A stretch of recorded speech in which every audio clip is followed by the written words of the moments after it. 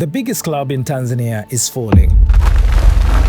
Failing to pay players' salaries, fares, meals and accommodations, losing games like it's nothing. It was a disastrous year. One of the darkest days for inYoung was an unforgettable moment. The face, once filled with joy and now filled with tears and sadness as their biggest rivals win the league consecutively. Fans and leaders had to donate money to keep the club running, and the team was given a new name, inYoung, the begging bow. Then came the savior, Ghalib Said Mohamed, GSM. Yanga bingo.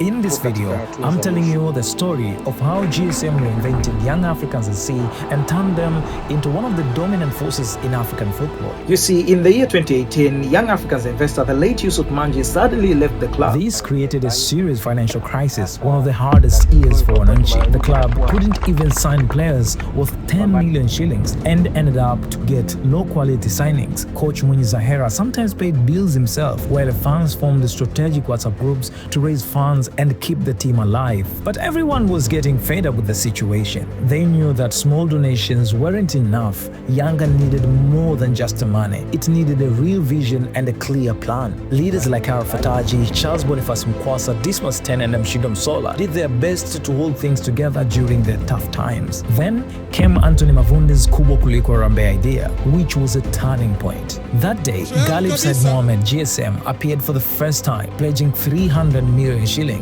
In total, 600 million shillings was raised that day, a breath of fresh air for young Africans. By the summer 2019, GSM officially joined as a kit investor and later sponsor of the club, marking the end of crisis and the beginning of new era for young Africans. Engineer Richest Said, now the president of Yanga, GSM's director of investment, joined the club. He was basically the eyes of Ghalib Said inside the club. The GSM era started in 2019-2020 season.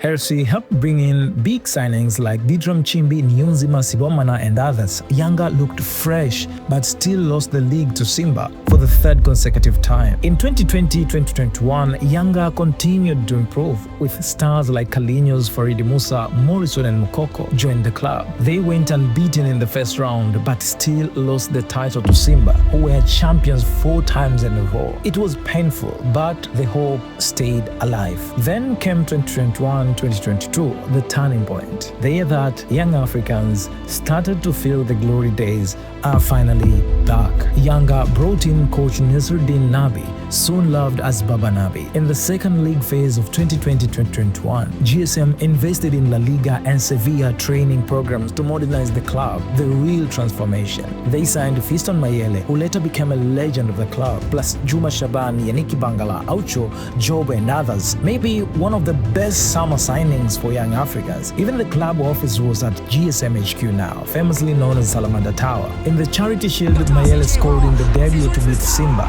the sign of a new era. Yanga won the Charity Shield.